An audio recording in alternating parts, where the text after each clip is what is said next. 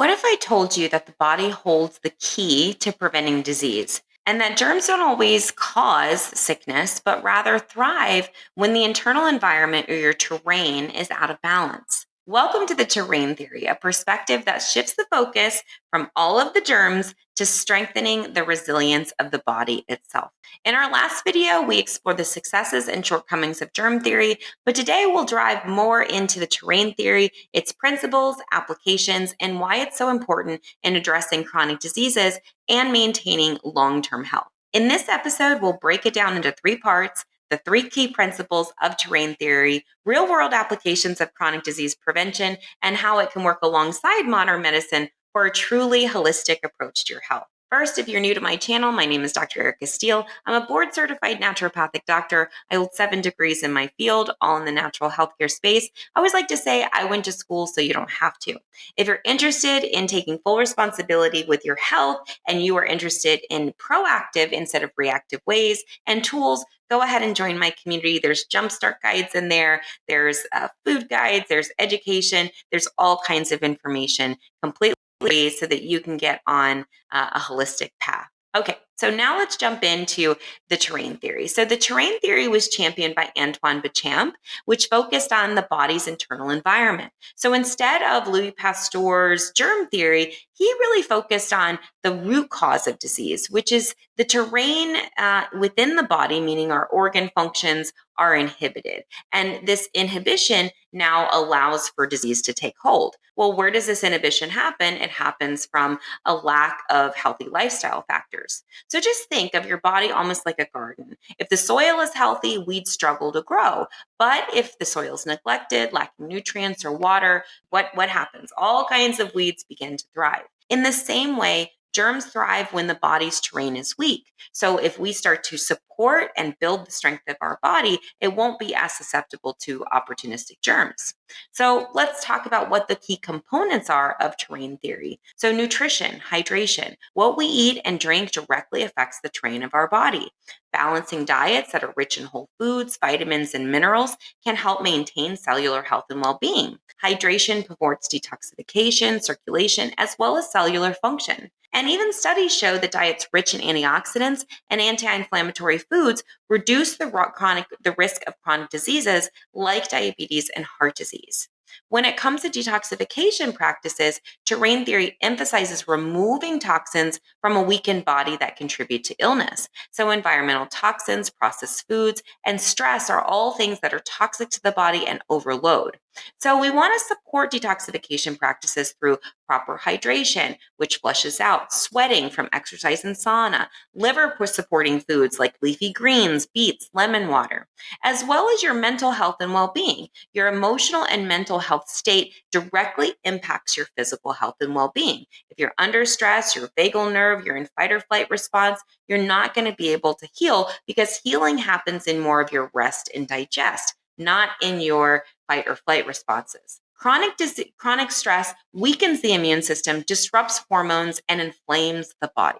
So we want to work techniques to improve this aspect of our health, such as mindfulness techniques, meditation, deep breathing, good sleep, all contribute to improving terrain. In fact, a Harvard study found that regular meditation reduced inflammation as well as improving immune system function. Not to mention the microbiome and the immune system, which is totally fascinating, and we're learning more and more each day.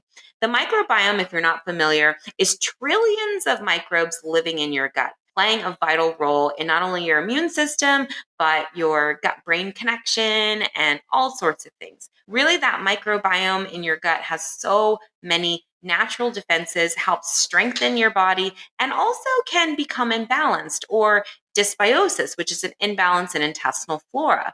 When this imbalance happens, it can weaken the terrain. So ways to support the microbiome: pre and probiotic rich foods, such as fermented foods, fiber-rich plants, but also reducing things like sugar, antibiotics, and processed foods can help keep your microbiome incredibly healthy and balanced.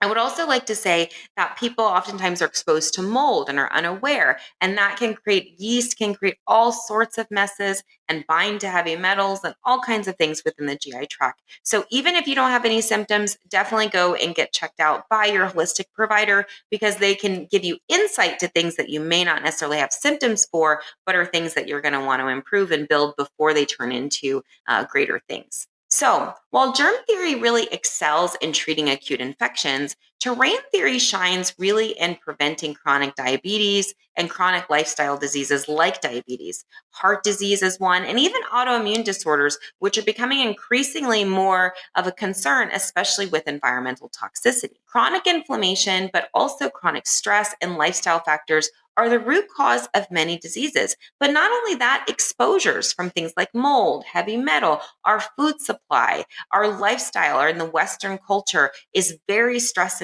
invoking and can definitely drive unhealthy lifestyle patterns that eventually lead to disease process. I always like to say in every moment you're either building health or building disease, the choice is really up to you. You can improve chronic inflammation, which is a lot of root cause of many diseases, by improving your terrain through your diet, your movement, stress reduction. And those are all things that are natural and accessible for you to begin today. Okay, so now let's talk about integrating terrain theory into modern medicine. So, terrain theory doesn't mean rejecting modern medicine, right? That's why they changed the word alternative medicine. And I don't even use the word alternative medicine because it suggests you have to choose one or the other, when in fact, it's not like that. One practice is building health, which is my practice, building the health of the terrain. And the other, germ theory, is about fighting all of the disease processes and making sure that your body is stable. So they really work together in a complementary fashion, which is why they no longer call it alternative medicine, but instead complementary medicine. Acute infections also can be treated with natural medicine, but oftentimes people use antibiotics. I tend to recommend go for the natural first, and then if that doesn't work, you can always go to an antibiotic, but reserve those antibiotics really for important critical times, especially with all of the overuse of antibiotics and what it can do to your gut microbiology. Supporting your body's natural defenses can prevent reoccurrence. So, oftentimes in, let's say, September, October, I'll send out information for everybody to know protocols around cough, cold, and flu. And so, understanding how to support your body's immune system, what to do if you get sick, all before it becomes a major issue. So, we really want to work on integrating things like nutrition planning, exercise planning, water, hydration, mental, emotional strategies, spiritual health, all in the care of chronic conditions. Because a lot of chronic conditions have multi-system organ involvement, meaning they're multi-organs, but also too, they have multiple causes. There's never just kind of one cause. It's always a multitude of things. This leads to that, this then leads to that. Stress may lead to a poor diet, may lead to not drinking enough water, which may lead to nutrient deficiencies and accumulated toxins. You get the idea. So let's look at a few practical examples of how terrain theory can work in action in your life. So let's take a case of somebody with type 2 diabetes. You really want to focus on whole food diets, regular movements, and stress management to improve insulin sensitivity. I also tend to recommend things like intermittent fasting, more on the higher protein to balance out the blood glucose, and really working to detoxify the body and make sure the mitochondria of the cell, which is the powerhouse, is protected. Now let's look at autoimmune disorders. So in autoimmune disorders, really the immune system is being attacked. So just so we're clear, the immune system is identification of self versus non-self. But a lot of times with an autoimmune case, the body is bombarded and overly toxic. Things like fibromyalgia, which I call almost a trash can diagnosis, are really just that. When conventional providers don't know what the patient's been exposed to, they merely just throw that diagnosis out. But we know that there's a lot of complexity. When your body has severe nutrient deficiencies, it's accumulating toxicity. This toxicity is now generating pain, generating inflammation. That can all be labeled as something, but it doesn't necessarily do anything to improve the function of the body and help these patients get well. So, in reducing in autoimmune style conditions or preventing, we look at reducing inflammatory triggers, things like processed foods, things that have heavy metals like herbicides, pesticides, GMOs. These are all things to really remove, but also looking at, do I have, let's say, mold exposure, or is there something with heavy metals that I was unaware of, or do I have a methylation issue, which is a genetic issue that's preventing me from absorbing B complexes that's affecting my liver. So it's never just one thing. And especially when somebody has an autoimmune condition, now the immune system is in hyperdrive because it is not able to identify self from non self. So now it's beginning to attack self, which is dangerous. Now let's look at chronic fatigue. I see this so often in my practice. Most patients that come to me day one, they're exhausted. I have yet to find patients that come in and they have tons of energy. Why? Because they are nutrient depleted, right? So if you don't have enough energy, your metabolism is not going to burn. If you're not eating proper nutrition, let's say you're eating a lot of simple carbohydrates and spiking your blood glucose, but you're spiking and crashing. You're also not eating, for long periods of time. So your body really doesn't know what to expect. Your blood sugar's all over the place. All of these things, you're not drinking enough water. Hydration alone, chronic dehydration alone can create lots of energy issues. So again, when we're looking at a person with chronic fatigue, we first look at their nutrition, right? What are they eating? We look at their sleep. How are they sleeping? Are they getting into REM sleep? Do they have a good nighttime routine? Do they have high stress? Is like the world on their shoulders? Do they need to prioritize better? We really break these things down and help improve, not so we can just go ahead and throw a supplement at the person, but we can really create a lifestyle for them that is going to be helpful for them long term while they're incorporating these other tools. So, what happens when we focus on just building a strong, resilient terrain? Health stops being a fight for illness and constantly worried about the next new pandemic, but really becomes more about creating vitality, taking personal responsibility and accountability, and beginning to commune with your health. I really am a big proponent of not giving your power away and self abandoning to anyone, especially now, because not one individual on this planet knows everything. So it's really working with a doctor. It should be a partnership, not a dictatorship. So keep that in mind when you're choosing your providers.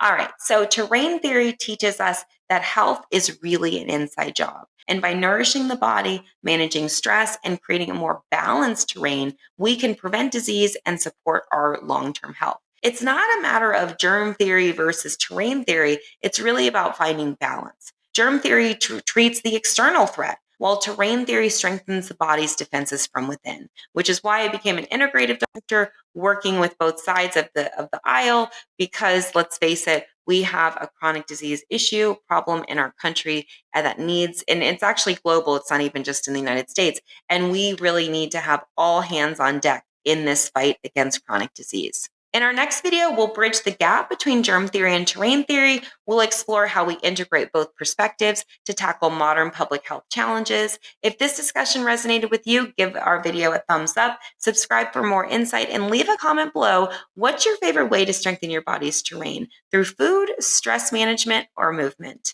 Thank you guys so much. Please join our community as well if you are interested in implementing a holistic health lifestyle today. We are here to help you completely for free. So definitely tune in, like, share, subscribe for more.